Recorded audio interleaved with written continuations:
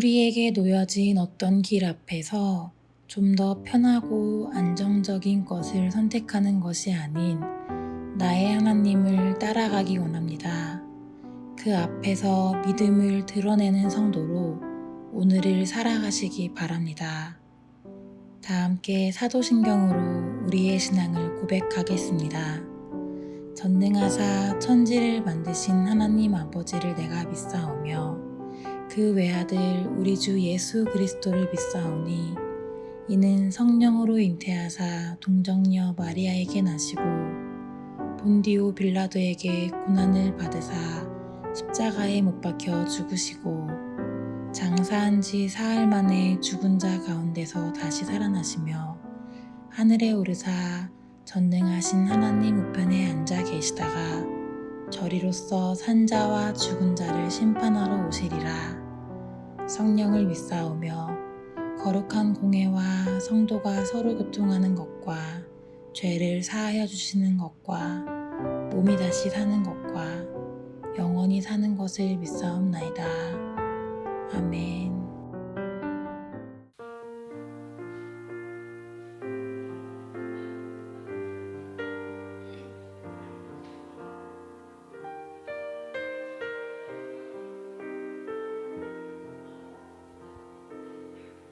고달픈 삶의 은혜도 무뎌지고 곧 사라질 것에 내 맘 두네. 헛되고 헛된 것들을 바라보며 그 은혜를 놓치며 살았네. 주어진 삶을 묵묵히 살아가며 날 붙드신 주 예수를 보내. 사망 가운데 놓여진 나의 삶을 날 건지신 그 이름 예수. 나의 한숨을 바꾸셨네. 주를 향한 노래로, 소망의 노래로 나의 눈물을 거두신 주 예수 이름 안에 살게 하소서. 나의 한숨을 바꾸셨네. 주를 향한 노래로, 소망의 노래로 나의 눈물을 거두신 주 예수 이름 안에 살게 하소서.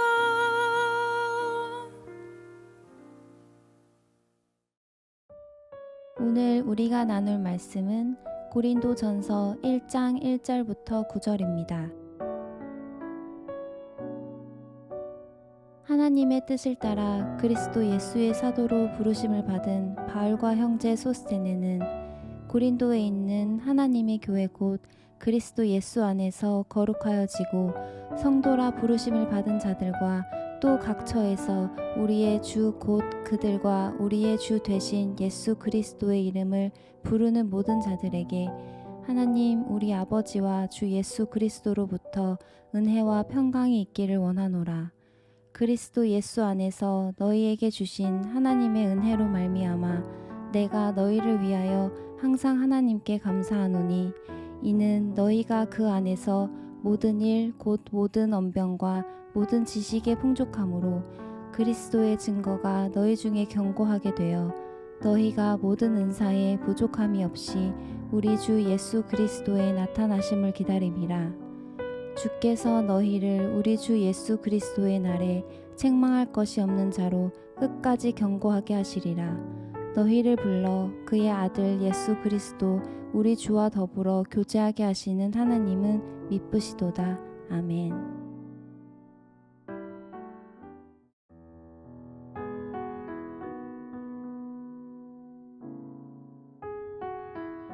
오늘부터 고린도전서를 나누려고 합니다.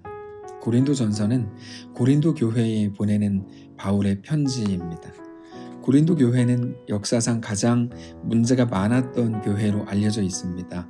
그래서 고린도전서를 나누는 동안에 우리는 우리에게도 동일하게 있는 많은 문제들을 보게 된다는 차원에서 굉장히 중요한 의미가 있을 겁니다. 우리가 듣기 힘든 말은 개인적으로 듣는 것보다는 불특정 다수에게 전해지는 설교를 통해서 조금 더 편안하게 들을 수 있습니다. 아마도 우리가 고린도 교회의 문제를 말씀을 통해서 다룰 때 우리 자신의 문제가 드러날 수 있습니다. 그러나 말씀을 통해서 우리 교회와 우리 자신에게 주시는 하나님의 말씀인 것을 깨닫고 온전한 하나님의 백성들로 세워지실 수 있기를 바랍니다. 오늘 본문을 보면 바울은 중요한 단어를 반복적으로 사용합니다.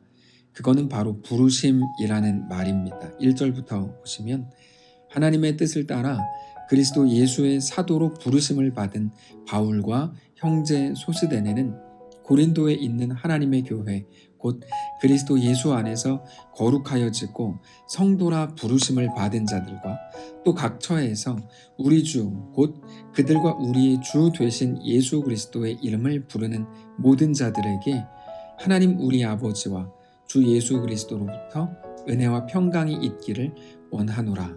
자, 먼저 바울을 부르신 분이 하나님이시다 이렇게 소개합니다. 그거는 바울이 자신의 권위를 인정받으려는 태도라기보다 자기가 누군지 정확히 알고 있다는 말입니다. 나를 부르신 분이 하나님이다. 그러니까 나한테 잘해라. 이런 말이 아닙니다. 나를 부르신 분이 하나님이다. 그래서 나는 하나님의 마음에 합당하게 행하려고 한다. 그런 말입니다. 근데 그렇기 때문에 내가 부족하고 연약해도 그게 그렇게 큰 문제가 되지 않는 겁니다. 문제가 되지 않는다는 말은 연약한 대로 마음대로 해도 된다 이런 말이 아니고 우리 연약함마저도 하나님의 역사를 막을 수 없다는 말입니다. 우리는 우리의 연약함이 발견될 때 그게 엄청나게 커 보이는 경향이 있습니다. 그래서 연약함이 발견되면 아무것도 못하는 거죠. 너무 무서운 거예요.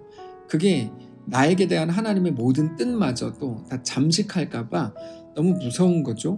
근데 그게 그런 게 아니다. 우리의 하나님은 그것보다 크시다. 그게 나를 부르신 분이 하나님이다. 이런 말의 원래 의미입니다. 하나님은 우리가 잘할 줄 알고 우리가 어쩌면 지금보다 더 실력이 있는 줄로 착각해서 우리를 부르신 게 아닙니다.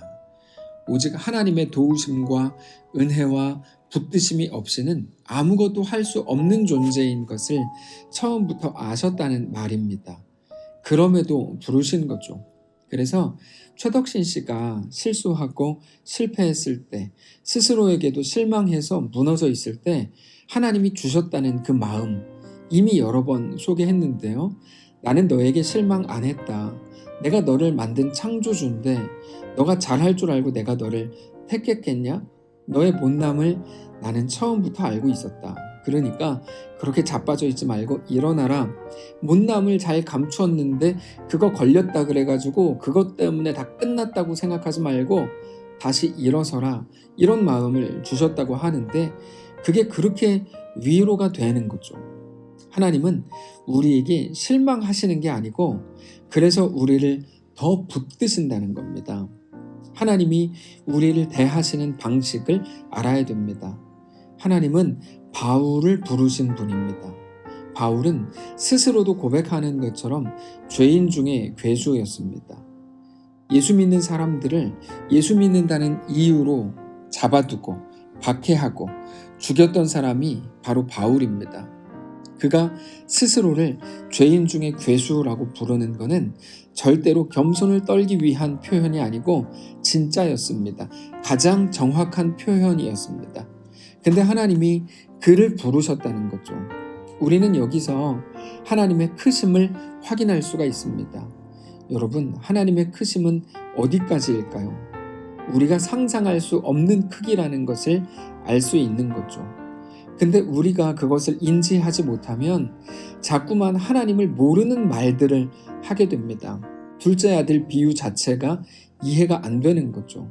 혼자 자기 잘난 맛에 아버지 유산까지 땡겨받아서 집을 나가서 자기 멋대로 살다가 완전히 망한 그 길에서 아버지의 집을 생각하게 하시는 그 하나님의 일하심, 하나님의 그 역사에 대해서 전혀 이해하지 못하는 사람들의 말을 하게 되는 겁니다. 하나님이 바울을 부르셨다는 것은 우리에게 큰 의미가 있는 말입니다. 나는 너도 불렀다. 내가 너를 부르지 못할 이유가 없다. 바로 그겁니다. 그래서 우리에게 대한 하나님의 역사가 어떻게 될 것인지에 대해서 이렇게 말씀을 하십니다. 8절입니다.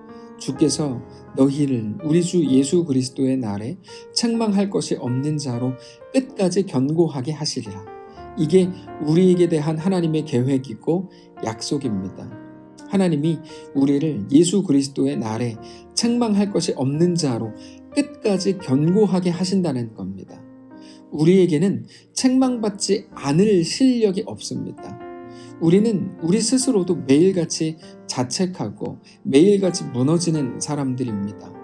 그러나 하나님이 우리를 이끌어 가실 그 자리는 책망할 것이 없는 자가 되는 그런 자리라는 겁니다. 그래서 우리의 삶이 여러분 만만치 않은 겁니다.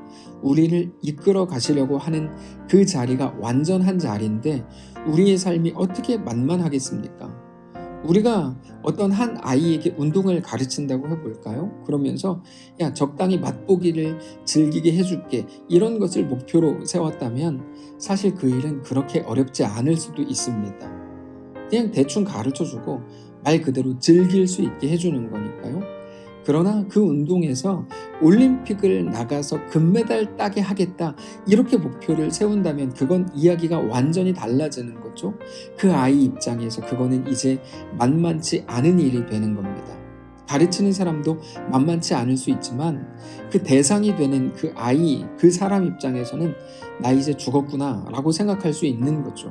그게 우리의 운명입니다. 하나님은 우리를 그저 적당히로 부르시지 않았습니다. 우리의 모든 연약함을 뒤집어서 세상에 존재하지 못했던 완전한 사람들로, 책망할 것이 없는 자로 만드시겠다는 겁니다. 우리에게 대한 하나님의 꿈이 너무 큰 거죠. 그래서 우리는 그것을 고난이라고까지 느끼는 겁니다.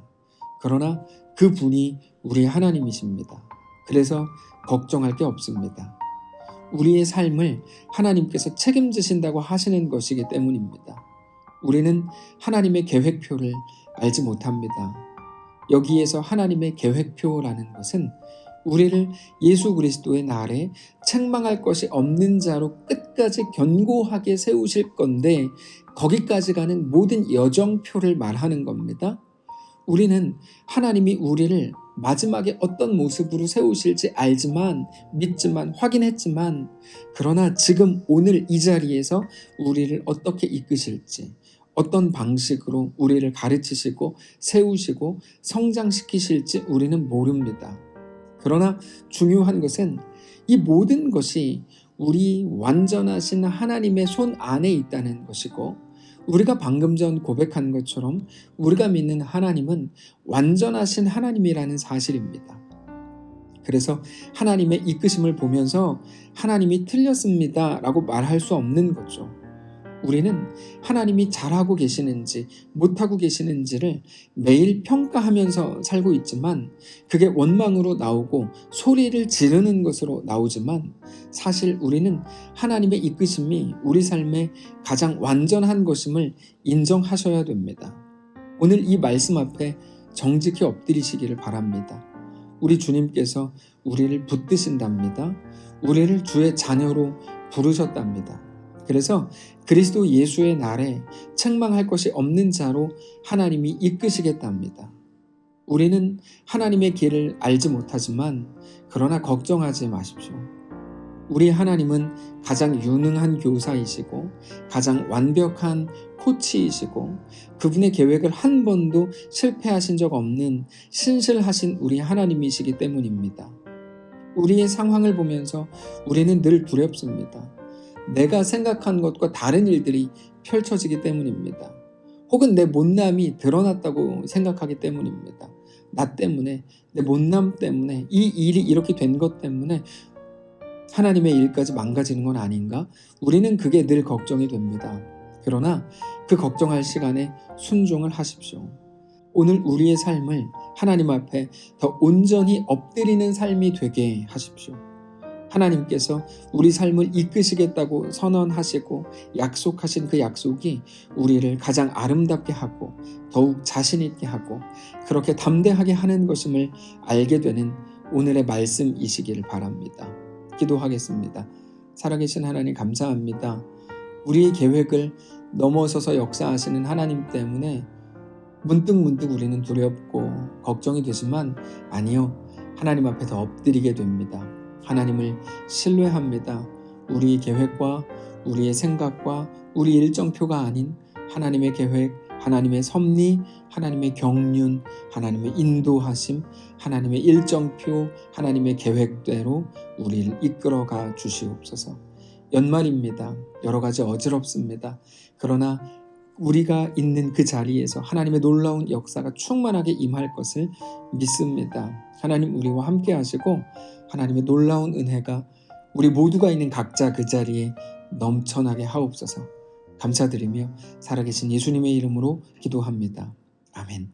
사랑하는 성도 여러분, 하나님께서 오늘 하루를 우리에게 허락하셨습니다.